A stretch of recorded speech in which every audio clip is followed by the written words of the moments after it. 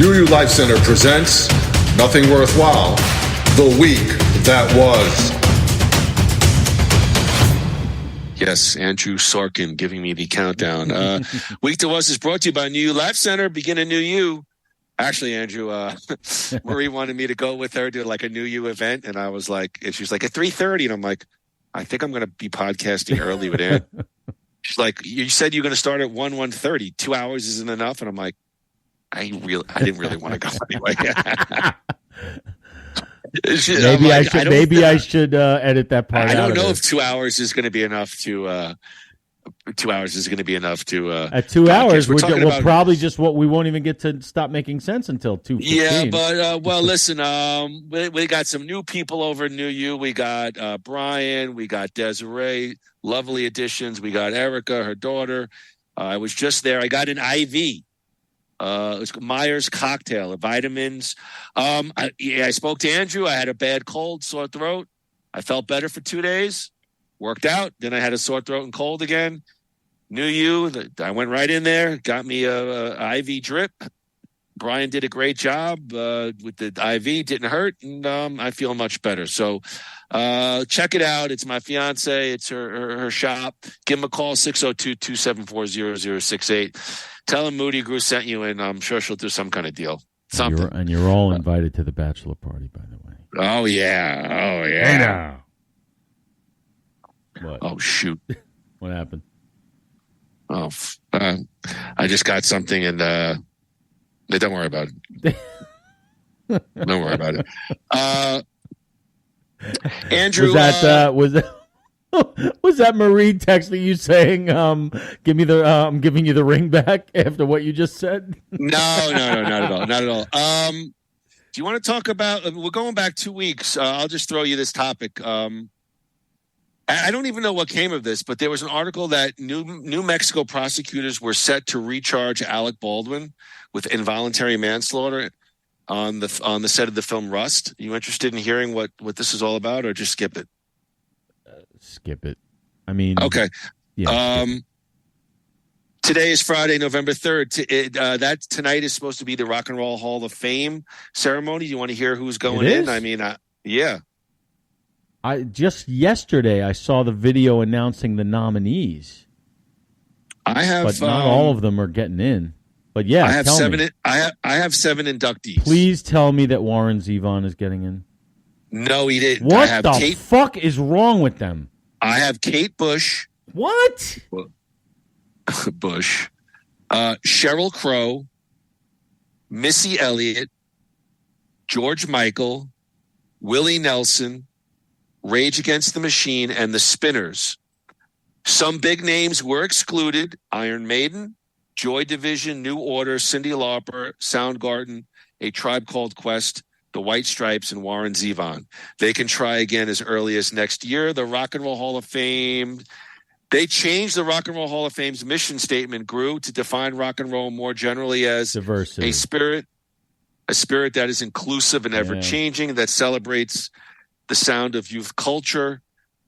Crow, Elliott, Michael, and Nelson are being inducted after their very first year on the ballot, while Rage, they had the most previous nominations at 4, proved that a 5th time was indeed a charm. Bush and the Spinners both had 3 prior nominations. November 3rd is the big day. That's what I have in my notes. Groo, thoughts on the 2023 Hall of Fame class? The Spinners did get in or didn't? They did. I have, again, Sheryl Crow. No, all right, I got it. So Missy Elliott, George Michael, Willie Nelson, Kate Bush, Rage Against the Machine, and the Spinners. I dare anybody to give me a logical reason why Kate Bush and Missy Elliott, and even who was the last person I just said? Missy Elliott? No. At the end there, the Spinners. Spinners. Do the Spinners have another song besides the Rubber Band Man? I love Rubber Band Man. Great song. Do they have another one? Because I'd love to hear it. But I want somebody. I don't know the Spinners. Well, evidently neither do I, because but I know they sing that one song, and yeah, it's a hit. So let's put Aha in the Hall of Fame. But if whoever could tell me that Kate Bush, Missy Elliott, and the Spinners belong in the Hall of Fame before Warren Zevon, I don't know. I'll give you a cookie. I mean, that's ridiculous. That is absolutely absurd. George Michael, yes, belongs in the Hall. And Sheryl Crow, absolutely. I'm not going to say those other people don't, but before Zevon, hell no. And I don't even give a shit anymore. Yeah, you're right. I have nothing to add because for something like, 15, 20 years ago, I was so invested in, I don't care anymore. And perhaps that's just how watered down in my mind these classes are. We were so lucky. Our heyday, we had the Beatles, the Stones, the Springsteens, the Joels. It's just not the same anymore. We have great bands too. We had. I would have loved if Rage Against the Machine got in. They did get in. It was their fifth time, but they got in. Rage got in. Are the Foo Fighters in? They were in like a couple of years ago. They got in first try. Good, because I'm starting to get annoyed. All right. Well, what I was trying to say is that I'm not being deferential to anyone who got in. They're all great artists in their own right. I'm just saying, for me, I don't know. Probably going back already 10 years, I've started to not really care too much about the rock class. Well, Warren Zevon belonged in the Hall of Fame 20 years ago. So, I don't know what's going on over there. Yeah, the song that makes me cry. So, Warren Zevon. Yep. You want to talk about John Stamos? He's got a book coming out, and he's got these late. Okay, I don't think so either. But I just want to say this: very funny. Some of the stuff that he's coming out with now that makes me lose. Not that I ever, let's say, respected John Stamos, but I don't know. I feel like some people will say anything to sell a book. I'll leave it at that. That's why there's no reason to promote it here. All right, Groo, I'm sure you're going to want to talk about this. Sad news is Burt Young, the Oscar-nominated actor known for his role as Paulie in Rocky, has died. Groo, Burt Young was 83 years old. His cause of death, when I clipped the article, was not immediately known. According to the New York Times, Burt Young died, Groo, on October 8th in Los Angeles.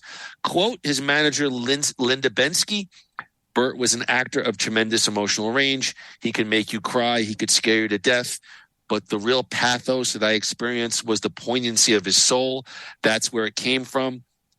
Groo, Burt Young had more than 160 film credits to his name, but was best known for playing Sylvester Stallone's brother-in-law, Paulie, in 6 of the Rocky movies.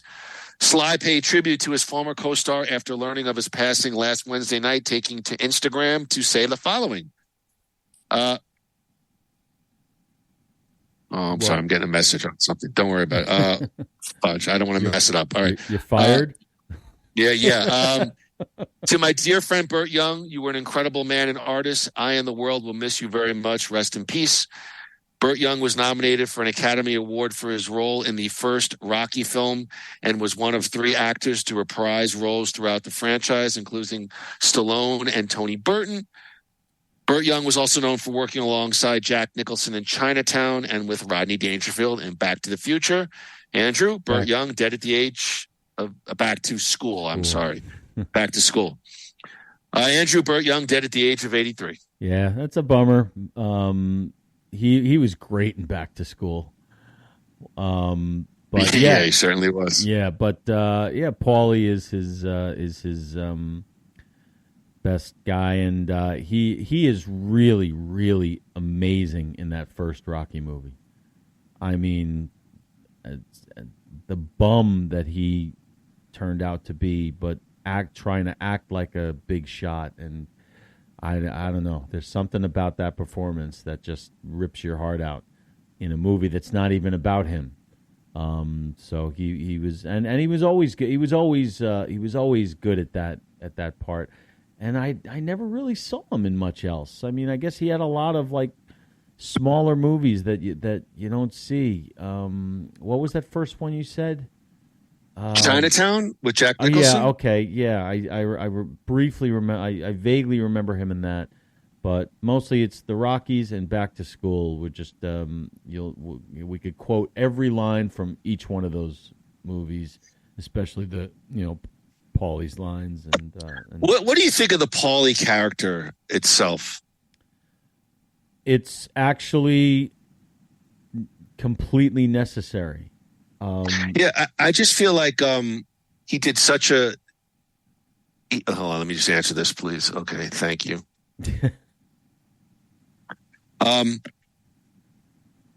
I just feel like the range of that character was pretty, because if you really think about the first Rocky movie, and again, I don't want to get into it because Andrew is a Rocky file, and I'm not on the, round one podcast, but the Frank Stallone podcast. Whatever it is, but the first Rocky movie, Paulie is to me is almost an abuser. He abuses Adrian. There's something so very unlikable, and he sort of turns into the sort of Rocky III's the curmudgeonly, drunky favorite uncle, Rocky IV, and then kind of Rocky Balboa. He sort of reverts back to that pathos and sort of that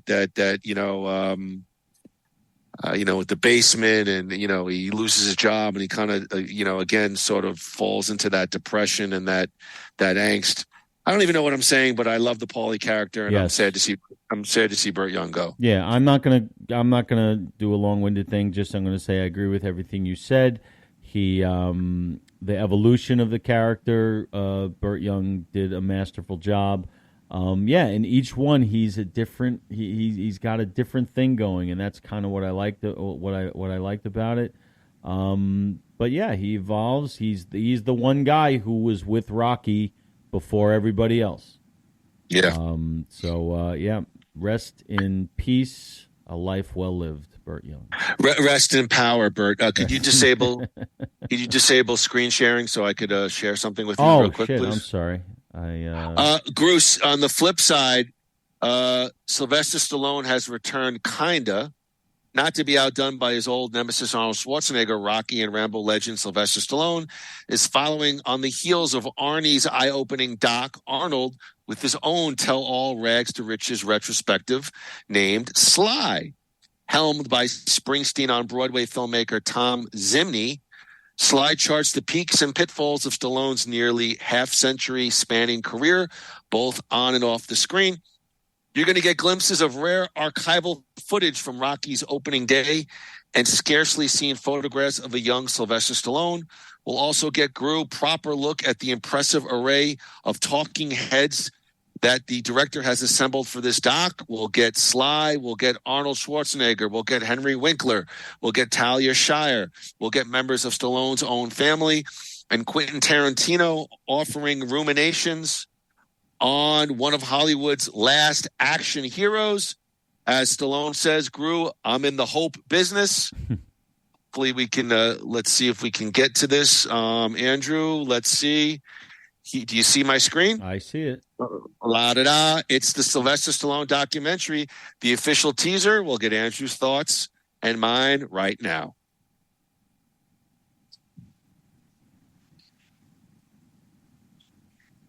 The sound is not working for this. So hold on. Do I have regrets? Hell yeah, I have regrets. What is healthier? To live under the illusion that you could have been great, or actually have an opportunity to be great, and then you blow it and you realize you're a failure. You're out on a train, wham, wham, and that's what your life is. Whipping by, it's gone. Filmmaking, it comes at a great price. There's no time for anything else.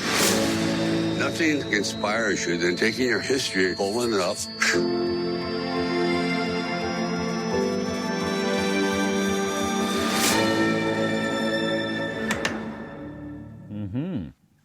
I don't know your thoughts, but I'm super excited for this. Super excited for this. Me too. In fact, I actually heard that it got really good reactions at like the film festivals. In fact, isn't it? What date did this say it was coming? Like November 11th, I think. Like next week. Actually today, November 3rd. Today? That's what I have. Yeah. Oh, it's going to be a long night. I got SmackDown, and then Sly. You're right. Better get another bag of bacon bits.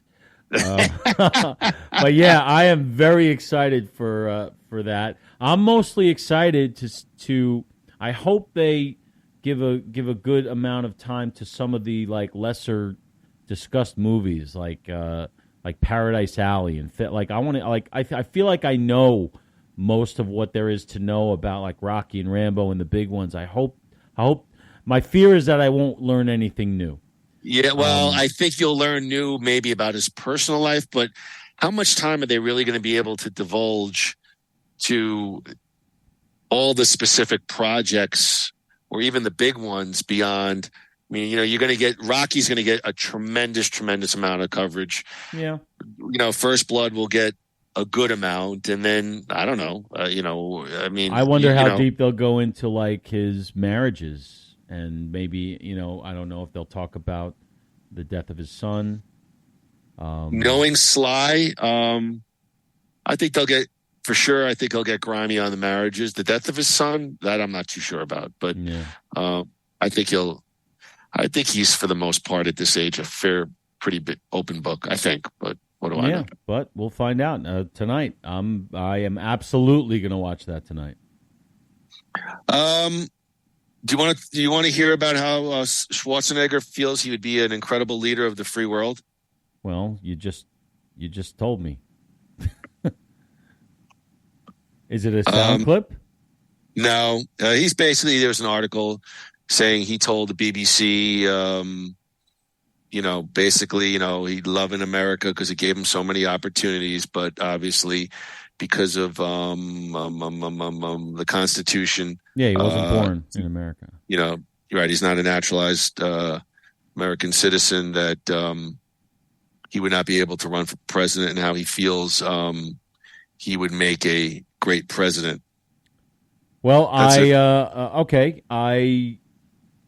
I couldn't say whether he would make a great president or not.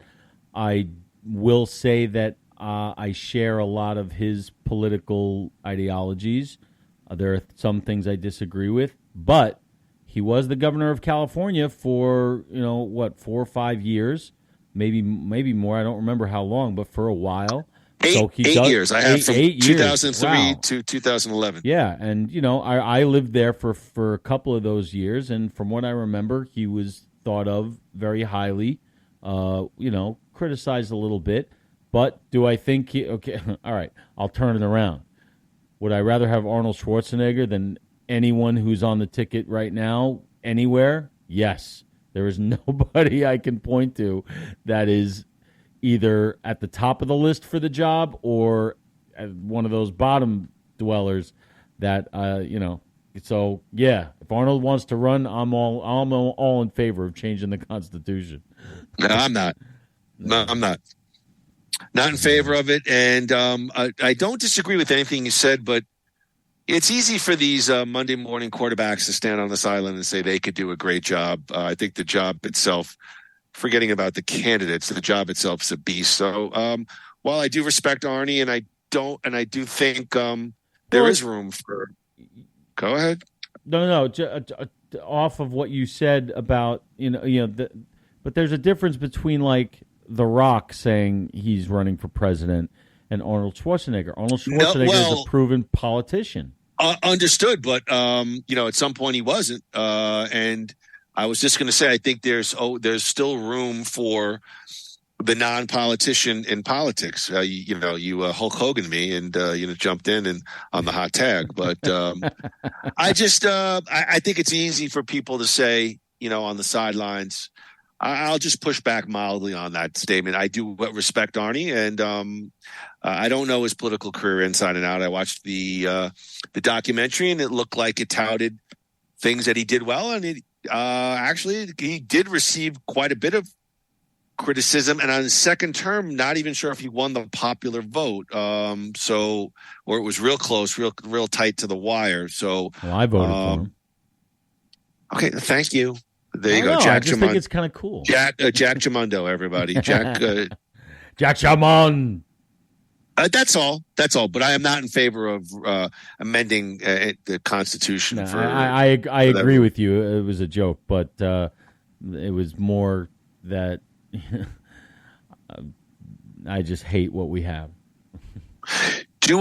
Are you interested at all in this sort of Creed comeback that they were playing at the Texas Ranger baseball games? They were playing Higher, and it like the whole stadium was singing Creed during the Ranger playoff baseball. Oh, that song. Can you take me on? And now I was listening to the Dan Patrick Show, and they announced they're doing a tour. They're coming back now with like a major tour. Any Groothiest thoughts on this? Does this show the power of baseball? No, it can't be, right? I have to think that the whatever tour they were on was probably planned well before this thing, and that doesn't make any sense. Do you think they were in cahoots with the Texas Rangers? Well, the Texas Rangers do. I mean, they do have to pay for. I think they have to get clearance to use the music that they use. I think they have deals with the catalog companies. They're playing music in public settings.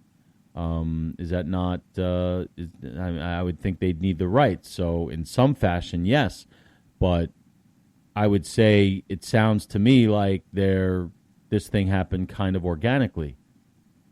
It did now, or it does on the surface. They were surmising on the Patrick Show that could this have been perhaps an inside, like I didn't even think about the rights to the music, but they were playing the Creed song, maybe a 7th-inning stretch, and it kind of caught on, and the whole stadium singing Higher. And apparently now they're on they're going to be doing a reunion tour, playing fairly maybe arenas, not small theaters, like arenas, and they think that it's kind of a little bit of a comeback. I don't think they've toured since 2011, Creed, so it's been quite a while. I think I saw them open for somebody at Jones Beach.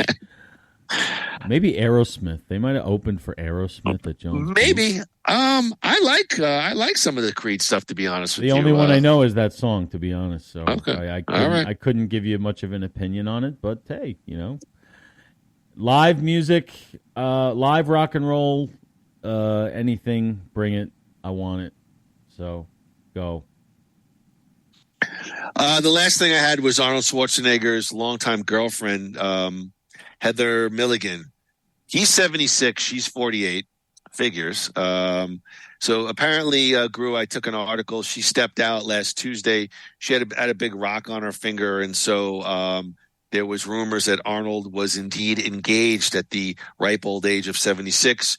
Groo, Arnie is promoting his book, Be Useful, 7 Tools for Life. And anyway, apparently this young lady was a physical therapist, and he had hurt himself and had surgery as he was preparing for the film Escape Plan. So he was saying, I have fights with Sly and I want to have my act together. So the surgeon sent him to this physical therapist or trainer, and they got fancy on each other, and they've been dating ever since.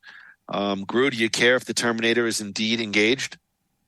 I mean, congratulations. I don't quite understand why somebody at that age would consider it necessary to get married. It doesn't make, unless it was her who demanded, I don't know, but it just doesn't make a lot of sense. But good for him, and why not? You're one of the biggest movie stars who ever lived. Yes, you're going to be able to marry the younger generation.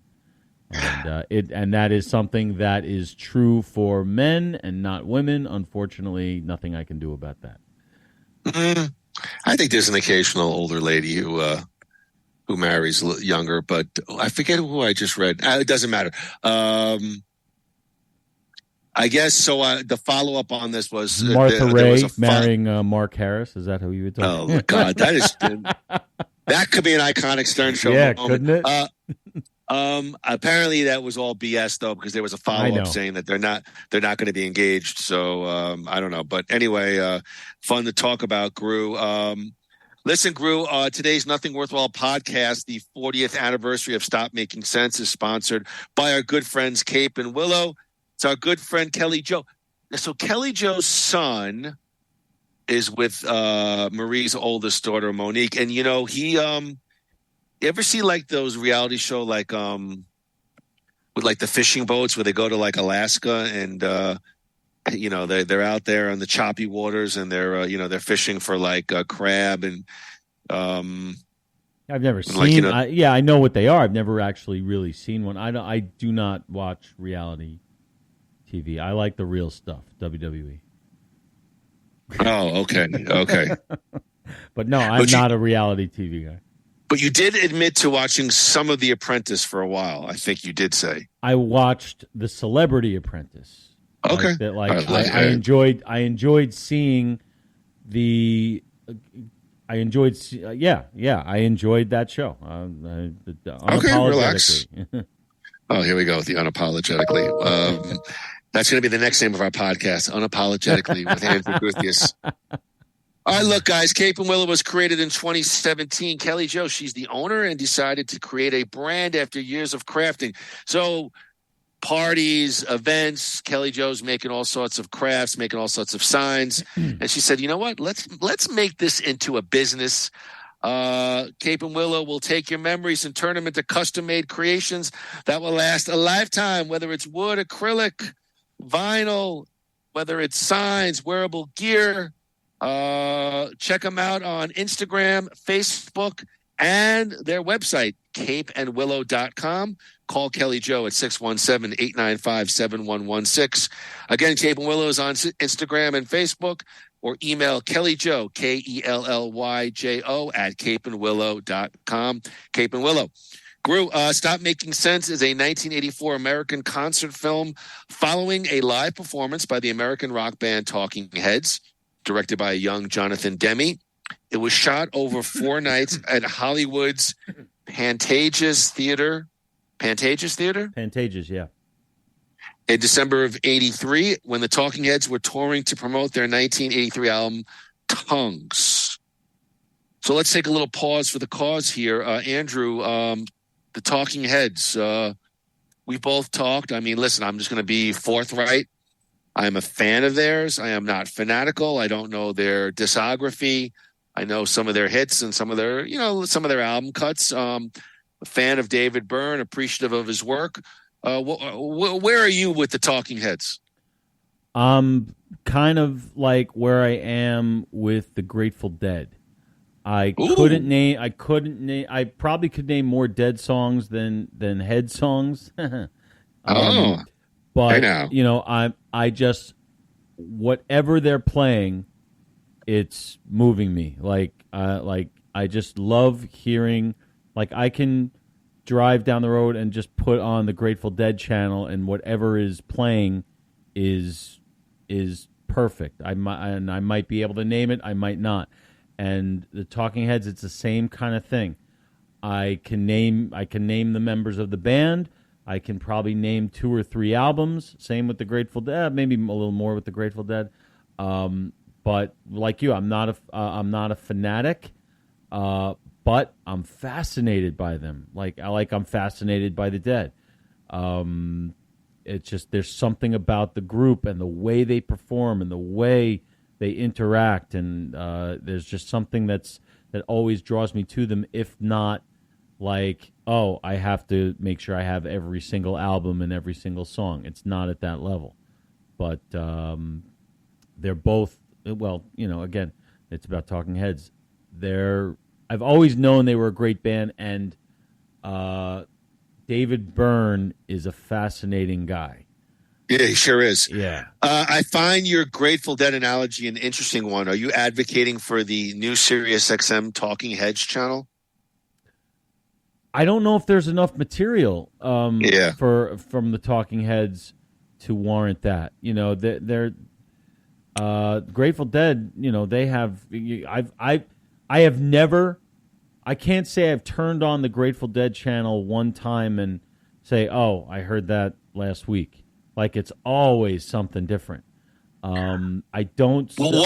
But what is the allure of the Grateful Dead channel, which I've said before? It's that massive live archive that no one has a live archive like those guys. No one. Right. But I also hear album tracks that I got in the car today, put on the channel, and Foolish Heart was playing. I was like, Understood. This is great. I was like, I've never heard them play this before on the channel, Their number of musical albums is quite small comparative to other major artists. Is it? I really don't know, and I guess that's a good point. But half their shows are covers anyway, so so that's why they have a lot of different songs to play. And yeah, the Talking Heads aren't even close to that. I'm just talking about my feeling toward them. It's the same type of thing. You could make a Talking Heads channel. And literally, no matter what song is playing, it will be enjoyable to listen to. Do you think, in your mind, their legacy has been heightened because they ended so quickly? It was like a kind of a blip in the sun, and they kind of got out of there, and they've really, for the most part, haven't been heard of. Besides a few promotional Rock and Roll Hall of Fame, they really haven't been heard of as a band ever since. We know David Byrne and some of the others have continued performing. I kind of wish they would have gone on a little bit longer. I would have been interested to, in looking. I have, since I saw Stop Making Sense. Now, I saw Stop Making Sense many years ago. Did not have even close to the appreciation I have for that kind of thing now. So, but after I saw it, I started going through their discography, and it is longer than I thought. So maybe maybe there is something there, because they started early back in like '72, I think. But I wish they would have pressed on. I would have liked to have seen them get into the '90s and see what they would have done with a more grungier sound, like U2 did. Interesting. Like if I would have been interested to see the Talking Heads evolution, because they really created a sound that's unique to them, in my opinion. So I would have been interested to hear, just like U2 has. So I would have loved to have heard that evolution. But in a way, you get it with David Byrne and the different things that he has done. But it's not quite the Talking Heads, and you can hear the difference. Groo, the band raised a budget of $1.2 million for the film. They raised that themselves, which I thought was kind of interesting. This was before, well before the days of GoFundMe and all these other things. The band raised the budget for the movie. The four core members of the Talking Heads are joined by backup singers Lynn Mabry and Edna Holt, guitarist Alex Weir, keyboardist Bernie Worrell, and percussionist Steve Scales. Actually, here's my notes. I wrote not much to add here, but the one thing that sticks out for me is a band in the 80s raising over $1 million, a budget themselves. I think that seems like quite the feat back in the day anyway. Yeah, but it doesn't make sense. They were huge then, weren't they? I don't know. I don't know if they were huge. I mean, I feel like the Talking Heads, I really appreciate everything you've said about them, but I've always felt like they were sort of quirky and outside the norm, and firmly in the early beginnings of alternative music, or what was labeled alternative music. I mean, the Talking Heads, to me, they'll definitely get played on the rock channels on SiriusXM, but they're like classic alternative. They were sort of outside the norm, and I can't really put my finger on as to why, but whether it was a quirky presentation, and it was real, the presentation and some of the musicality, but I found that, to me, they were always outside the norm. Yeah, and that's kind of what made them fall under my radar. when I was younger and discovering all this great music. I knew of them. I knew everybody knew their I guess their biggest hit was Burning Down the House at the time. Definitely was mainstream. But it was Stop Making Sense that introduced me to all this other stuff. But not just the music, the presentation. I agree. Yeah, and it's just something completely unique that is so goddamn funky. I mean, God, like it's just amazing, and it's not like I can point to one song that says like, oh my God, this Jungle Land is the greatest song, greatest sax solo ever written in a minute. There's none of that. It's all just awesome, and you know what? I'm going to name you another band that I feel the same exact way about. I don't know a lot of their stuff, and I don't differentiate much from it, but they're freaking geniuses who invented a type of music. The Beach Boys. To me, it's the same type of thing. But there's something that's mesmerizing about the Talking Heads that just kind of sucks you into this world. It's tough to pin down, just like their type of music is tough to pin down, as you were kind of saying. Ironically enough that you mentioned the Beach Boys, because when I was working out this morning, I was listening to the Bridge concert. So it's always that benefit that I think like Neil Young does every year. Yeah, with Crosby, Stills, and Nash. And Brian Wilson came out and sang Love and Mercy, and I was literally like crying as I was lifting my weights. Anyway, I just wanted to share that. I mean, the Beach Boys, I get it, but that was, surfing. It was a much more sort of accessible cultural vibe, in my view.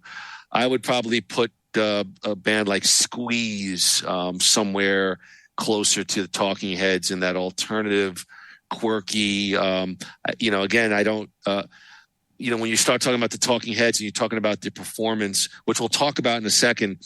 There's an artistry there. There's an imagery. It's like almost like they're like a performance artist. The whole presentation just plays into it as much as the actual music.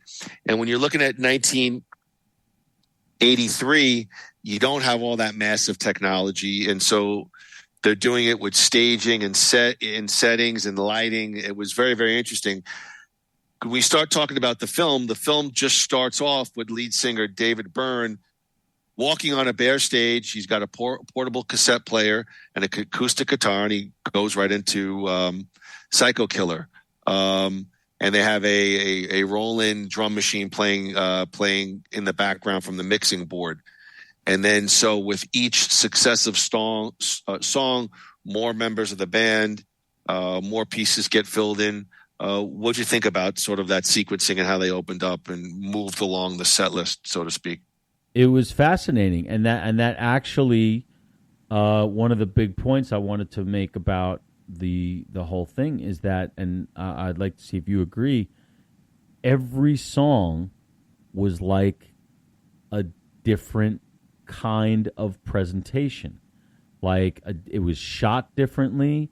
It sounded different. The movements were different. It was almost like this was like 20 music videos, and they were all completely different, yet the same. So I mean that was my attitude towards it, and it's unlike anything I've ever seen. It's annoying that I can't verbalize it because, I watched this thing. I bought a new sound system, and it's remember we were at Chris's house last year, and I remarked about how cool his sound system sounded with the speakers behind him, and they were Bluetooth and they connected to the thing. So yeah. So I got one of those. It wasn't expensive. And I watched this movie the sound was surrounding me, like literally, and just watching it with that new sound and the way the movie is made, just, I don't know. These people are geniuses, or they just threw a whole bunch of shit at the wall and found something that stuck. But I've never seen anything like it. I don't even know what my point is. So what was the question? I don't know. Well, as I said, they start off with David Byrne, and then the first song to feature Psycho Killer, yeah. Well, no, the first song to feature the entire lineup is "Burning Down the House." Right. Then the film includes it. Let's talk about that for a second. Go ahead. No, I mean, what did you think of that particular song and the way that one sticks out to me in a few ways? Does it to you? I mean, they all were. I mean, it sticks out only that it's one of their major hits. But you know, I enjoyed all the pieces. I don't want to tell you which one I enjoyed the most yet, because I want to save it for my final sort of review. But okay. You know, the film includes Byrne's big suit, an absurdly large business suit that he wears for the song "Girlfriend Is Better." That was fun. That's a fun song. The suit was partly inspired by NOH theater, probably like an Asian theater style, and it became an icon not only of the film. It appears on the movie poster, but of Byrne himself. Byrne said of the big suit deal, "I was in Japan in between tours, and I was checking out traditional Japanese theater, kabuki, NOH, bunraku, and I was wondering what to wear on the upcoming tour." A fashion designer friend said in his typically droll manner, "Well, David, everything is bigger on stage." We already talked about the sequencing of the film, but Groo, are you a fan of the big suit? Yes. It sells the whole thing. I mean, it's like a trademark. It's something that should not have worked and probably would not have worked with any other band. But for some reason, with David Byrne, Byrne is fantastic. You know? I mean, I mean, if you look at him when he was younger, even like years before this, he's the awkward mathlete geek that doesn't talk to anybody, and that would look at that would show up to the prom and something like that, and he turned that into a lot of money.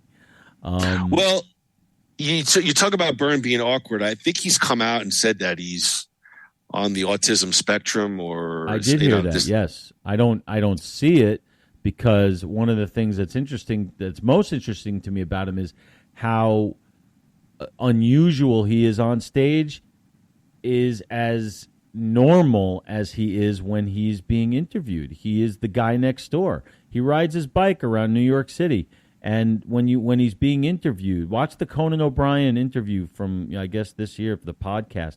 He's like talking to your brother. He's just a regular dude, and it's like, do you think like, are these dudes, the guy's the same guy? Like, so that makes him even more fascinating to me. Well, I will say this: I always look at these declarations that these folks are on the spectrum with a little bit of hypocrisy, but you're talking about him being awkward and this and that. Could I see it? Perhaps on that one, but I'm not going to say whether I believe David Byrne's on the on the spectrum. But he's claimed it such. Andrew, we talked about it. Stop Making Sense spanned 4 live shows at the Pantages Theater in L.A. between December 13th and 16th. Initially, 3 nights were only booked, but a 4th night, December 16th, was added for additional filming.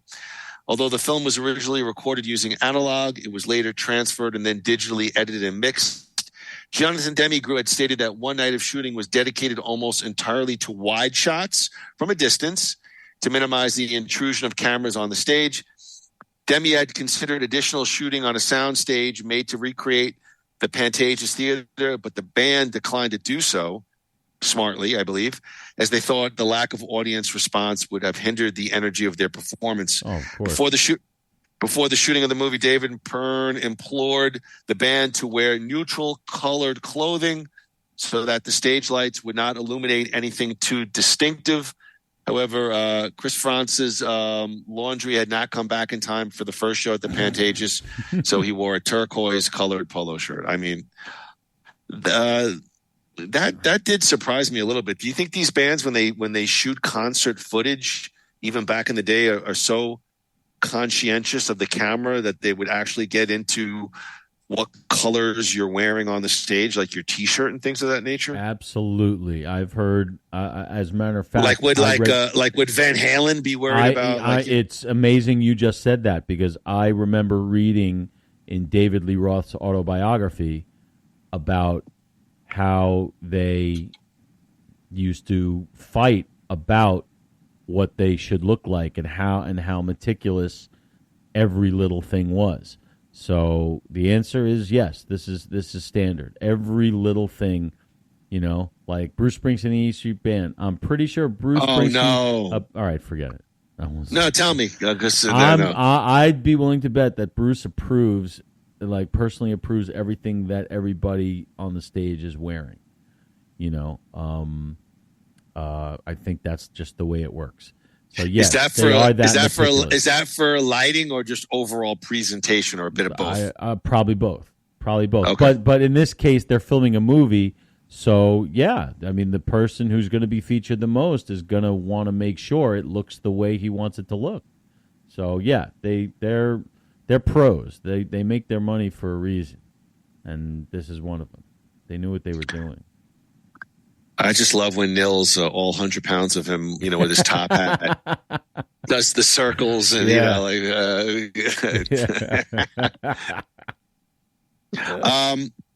Jonathan Demme also considered including more shots of the audience reacting to the performance, as is traditional in typical concert films.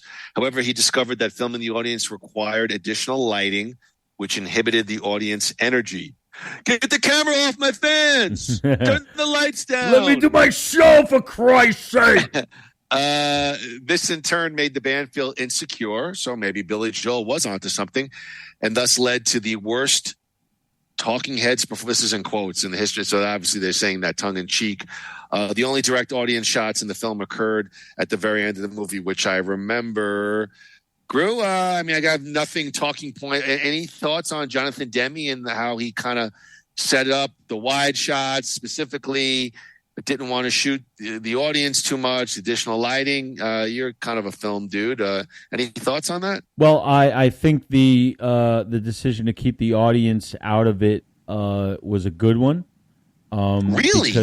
Because it made me feel like I was part of the audience looking at the Talking Heads and everybody else on stage, which I think was like half the P-Funk. I think they were some of George Clinton's people. Well, Bernie Worrell, I definitely have heard the Worrell name. I don't know, Bernie's background, but I mean the Worrell family. Well, he was the head counselor at Camp Barrington in no. Oh, here we go. But I do agree with the not filming the audience. And yeah, I mean he's a director, and he became the director that he became because that's what you got to do. You got to make sure everything is exactly the way you see it in your head. And if it doesn't look that way and it's a lighting issue, then yeah, you got to get whatever is needed to get to make it look like the way you want it to look. So that's why the pros are so meticulous about it. Just speaking of meticulous, one more time, please do your recreation of Billy Joel in Russia with the lights. Stop lighting the audience! Let me do my show, for Christ's sake! I'm trying to find something to flip over, like he flipped the keyboard over, but there's really nothing here that I could do. All right, just real quick, was that authentic, or was that Billy trying to get some headlines? Because I've always wondered the authenticity on that one. I'm going to go with authentic because of that, and the when they're backstage after, and he's bitching to the band about it, and then he's like, takes a breath, and he's like, okay, I feel better now. I got it out. All right. Yeah. So I like the whole thing there. So I'm going to go with authentic. All right, good. Groo, the film premiered during the San Francisco International Film Festival on April 24th, 1984. Entered commercial release in the U.S. on October 19th, 1984. Film's been released, Groo, in Blu-ray, widescreen DVD, VHS, in both full screen and widescreen formats, and at one point, Laserdisc. 2023, it was re-released, Andrew, March of 2023. A24. Are you familiar with A24? Because they are a happening studio right now. Yeah, I mean, basically what they are is a group of people who are willing to take chances on things. Hell yeah. That and they're smart. They're all it takes is one person to be able to spot a hit. He's like, people are going to talk about this movie for years. And I don't know anything about them other than the fact that everything they seem to touch turns to gold. So they got somebody in there who knows, because they don't make the movies. They distribute the movies. I think that's what they are. They yeah. Go ahead. Well, aren't they? I don't know. Aren't they the studio? Did they not pay for the rights? Well, yeah, they distribute it. They say, you know what? Okay. This is great stuff. This is something that we think will lend our company credibility and will make us some money. And they're not wrong, No, but I mean, A24 is like actually branded themselves now. Like a couple of years ago, I don't think really people knew much of them, but now A24, when you see an A24 film, it's going to be something risk-taking, adventurous. Yeah. They've done some crazy horror stuff, Hereditary. I mean, they really are. They've branded themselves to where when I sit down and watch an A24 film, I feel like I'm going to I get the feeling I'm going to see something of quality, something that's going to provoke some thought. Isn't that funny? When we were kids, we never used to sit down and say, "Ooh, this is a Paramount movie. It's going to be good." I mean, kind of, didn't we though? Really? I mean, didn't we? Only if it was like Eddie Murphy or something. Like, I mean, I know I don't even know what. Like when I saw the tiger, the lion. I mean, wasn't that though part of the allure of going was to see the big company that was presenting? Yeah. You know what? You're right. I take it back. All right. So A24 Groo did obtain the worldwide distribution rights to Stop Making Sense. It made I have my notes, made their second acquisition for re-release. So they also bought the rights to the movie Pi from 1998 and re-released it. A24 premiered the new restoration of Stop Making Sense on September 11th, 2023 in 4K on IMAX at the 2023 Toronto International Film Festival.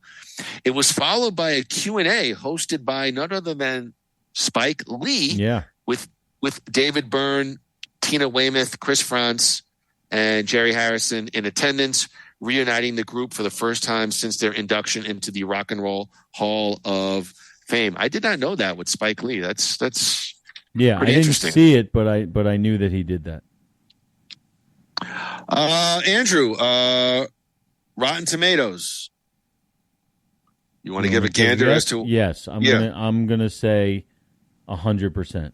I've never known anybody to not like this movie. It's probably not 100, but it's got to be at least 96.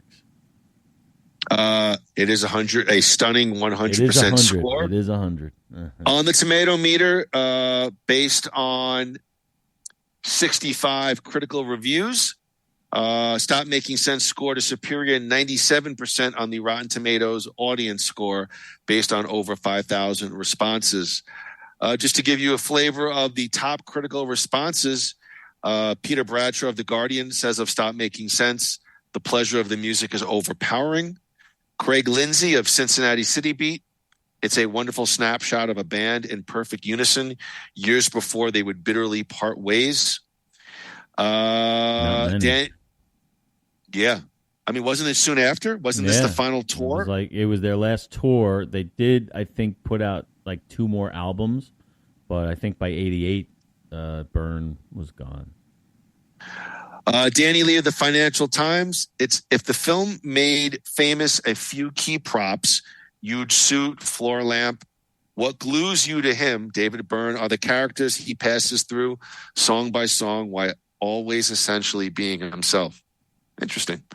Danielle Salzman of Salzy at the Movies. Stop Making Sense continues to stand the test of time and is acknowledged as one of the best concert films ever made. Richard Krause says the 4K Stop Making Sense restoration of the 4-decade-old, wow, you forget it's 4 decades old already, is a joyful, high-energy revisiting of a classic, a document of a band working at the top of their game. It captures the love of the music and performance in a way few others have. You know, that's interesting. I think one of the things when I'm reading these reviews, you forget. Just, talked about your early reaction to the film. It's 4 decades. I mean, does that feel like something that's 40 years old when you watch it, Andy? It doesn't to me. Because I think it's so sparse, especially at the beginning. Beyond the technology, it's like there's nothing really to lend itself that would make you think it's that old. I don't know. It doesn't feel 40 years old to me. I'm not going to sit there and go, oh, it's timeless, but it doesn't feel 40 years old to me. The band, the Last Waltz, floating around my head. The band, The Last Waltz, feels 40 years old to me. Some of this, you know what I mean? I don't know. How would you compare this to The Last Waltz? It's been a while since I've seen The Last Waltz, but beyond the fact that The Last Waltz, the band members were, I don't know, it was a little older. I don't know. I just felt like an older, classic-y, rocky, smoky vibe. Here, it's like you said, it's young, it's hip, it's nerdy, it's surprisingly funky at times. Almost each song in itself is kind of, in a way, a different genre. Mm-hmm. It's just performance art. I was thinking watching it of like Laurie Anderson perform, 80s, late 80s performance art. I mean, Byrne is quite the character, quite the kinetic energy, and the rest of the band's not. Tina Weymouth is a monster on the bass.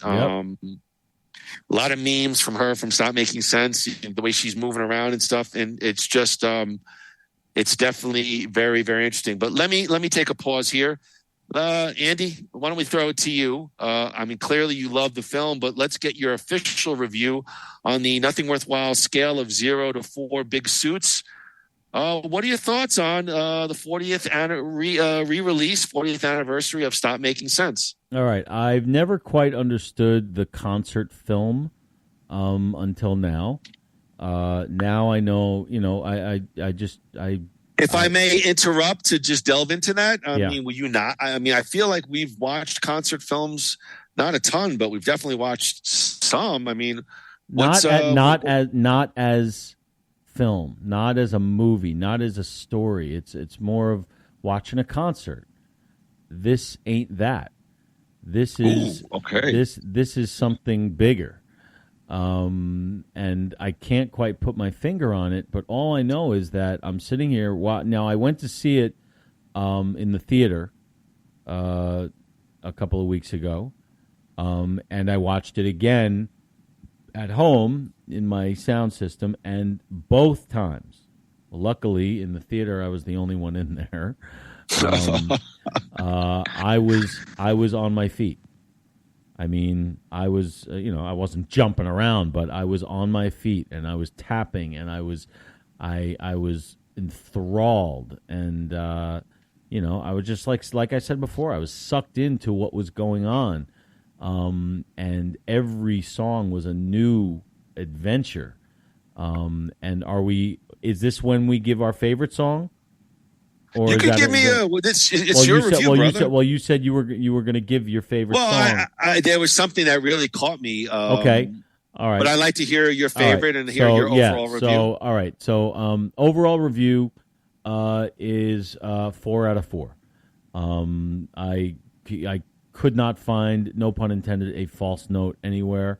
I absolutely loved every solitary second of it. Not that anything stood out because it was all phenomenal to me, but Take Me to the River. Al Green. It's the Al Green song. This to me is the definitive version, and not even there. That they covered it on an album, yes. Talking Heads, and here for whatever reason, and when they play it live, they play it like they played on the album. Here they speed it up like double. And this, to me, is the definitive version. And what they did with the choreography and the running in place, and it was a fucking party on stage. Yeah. The whole movie. But and that's why this made me understand the concert film, because it was more than a concert. And it surprises me that they did it at the Pantages Theater. I've been there. It's like a Broadway theater. It felt like it was at a stadium to me. Yeah, it has it.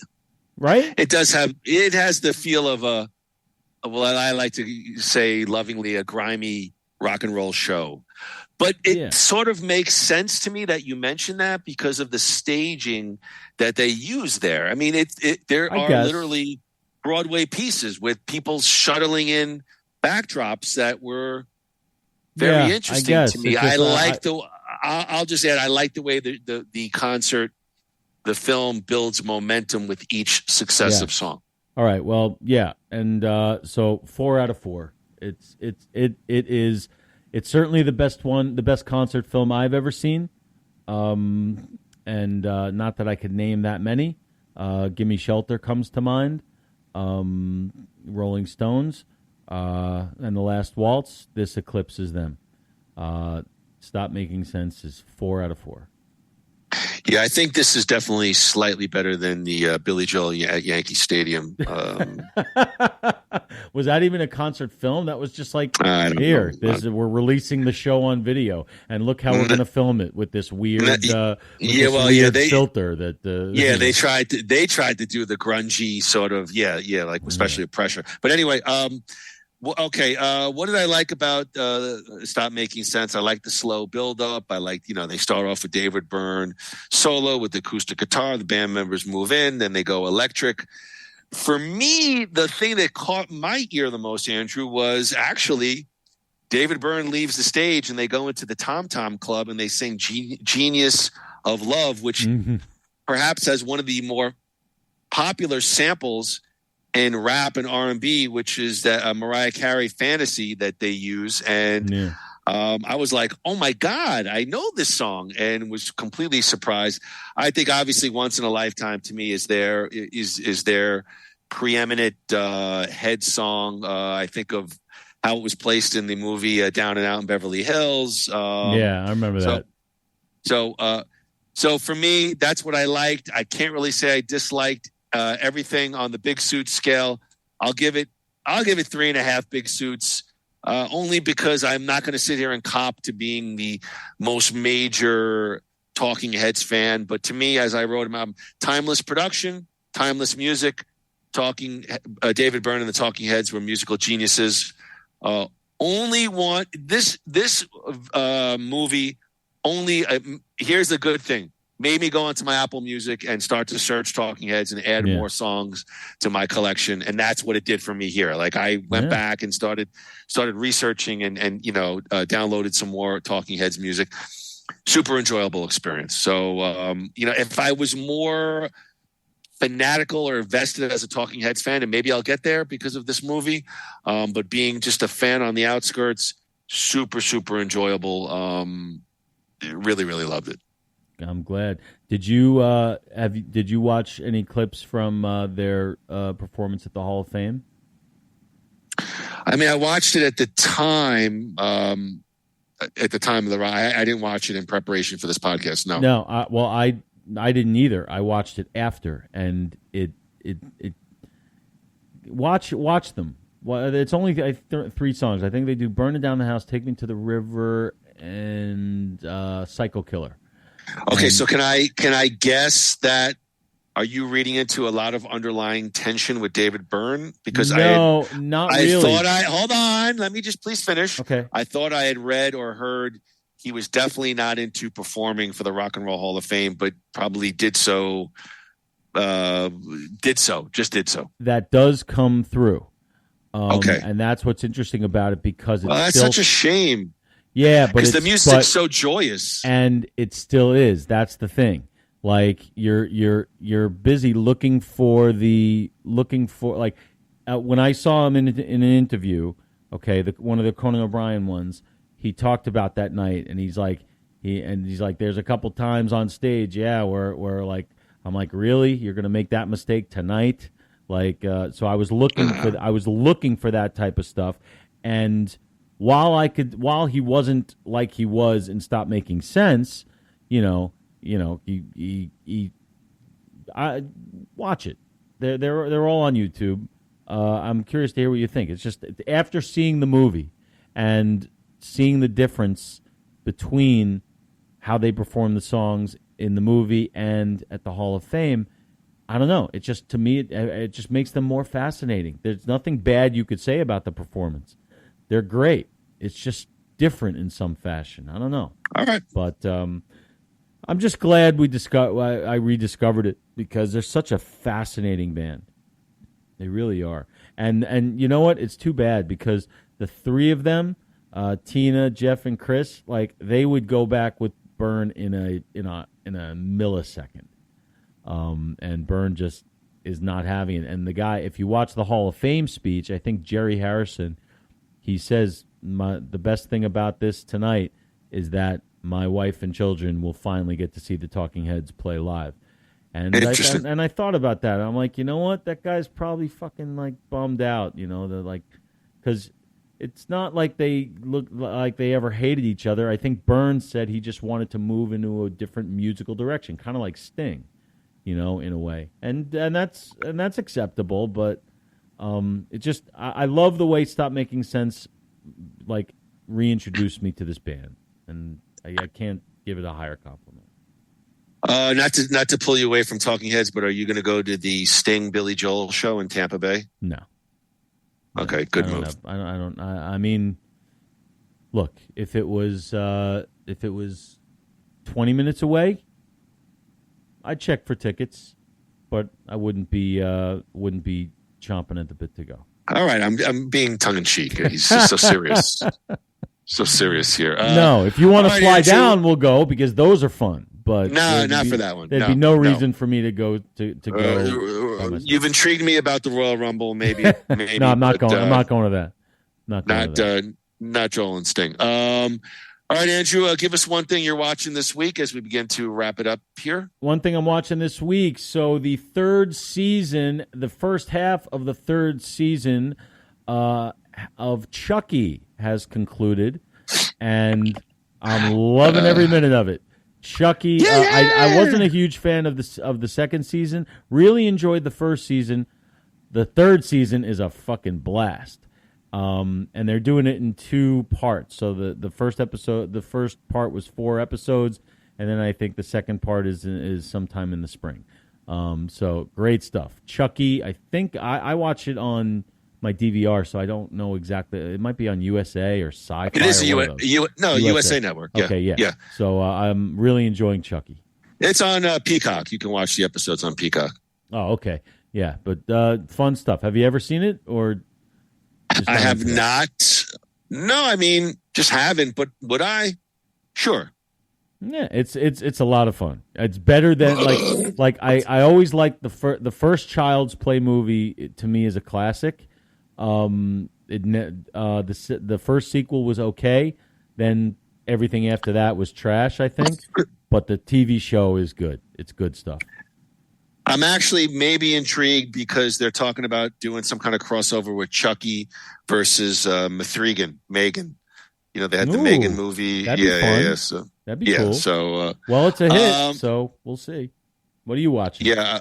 I'm going to just look. I'm just going to hand in my man card right now. I actually texted this to you, but yeah, I'm recommending the Golden Bachelor. Oy vey. That's what I watched this week. All right. And how was it? Marie's younger sister called her and said, "You got to watch it." It's schlocky, good fun. The guy's 72. The wife passed away of 40 years. He cries every other date, and And, wait, is that the one where they keep showing the commercial where she's like, "Bye, bye, mommy," and then the father's like, "I have a secret to tell you," after the mother dies or something? I don't know. I don't know. But the thing is this, Andy. The show has told me one thing. When did 70-year-old women get to be so hot? Because my gosh, they are. We got fake. We got fake titty. It's unbelievable. The Golden Bachelor. So Christy Brinkley is like 68. All right. So. Well, no, it's a good stuff. But I have a more serious and.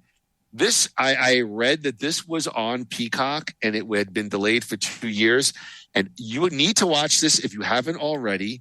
It is called Superfan: The Story of Vladamir, and it is the superfan of the WWE, and it's just 30 minutes, and it's the first 20 are so lighthearted, and then it gets the last 10 minutes you're bawling because this guy's life takes a big twist he's came through on the other side, but my God, it was a really touching story. And, the most fun part was talking about pre-social media, the hardcore wrestling fans, and they go back to ECW with the sign guy and the guy who looks like Howard Stern, and just the different, even Vladamir. There was a couple of other WWE super fans that were at all the shows at MSG, and how Kevin Nash and Sid knew them, and Shawn Michaels. And so as a wrestling fan, you're going to love it. It's only 35 minutes. And then there is an actual really amazing human story element to the documentary. So all kidding aside, whether you're a wrestling fan or not, I am a super fan. The Story of Vladamir, WWE. It's on Peacock. Take a look at it. Check it out. Yeah, I think they were talking about it on Going in Raw. Screw the Going in Raw guys. I'm telling you about it. And listen, but I did hear about it, but I haven't seen it. But based on what you just said, I am going to. I know that they. It was like sitting in the vault for 2 years, and the merger, nobody wanted to deal with it, but it just showed up one day. They just said, "Fuck it, let's put it on," and so I'll watch it.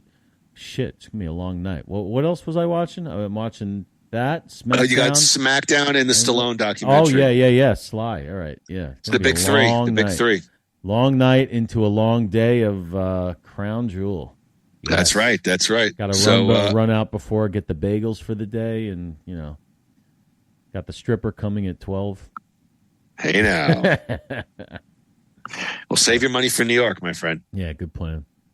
All right. Well, anyway, we already promoted our next Nothing Worthwhile episode. We're going to be live from New York, and it's not going to be Saturday Night Live. It's going to be our top 5 iconic Stern Show moments. We will see you, Andy. I'll see you in a couple of weeks in New York, and we'll figure out the rest of the podcasting schedule after that. Yes, can't wait. I am looking forward to that. So, are we rolling out of here? Ready to start the weekend? Zoom's going to kick us off in 2 minutes. We, our allotted time. Yeah. Sorry for any technical glitches today. Sorry for the two-parter also. It's not a Nothing Worthwhile if we don't have massive technical glitches. But ladies and gentlemen, we are glad that you joined us on our journey back to Stop Making Sense today. And we hope you'll join us again in 2 weeks when we join each other in New York with our friend Craig to discuss Howard Stern and the most iconic moments from the legendary Howard Stern Show. And until then, ladies and gentlemen, we hope you all have a great weekend. 1, 2, 3. Wrap on. Hey, you better pick me up. You better pick me up at the airport.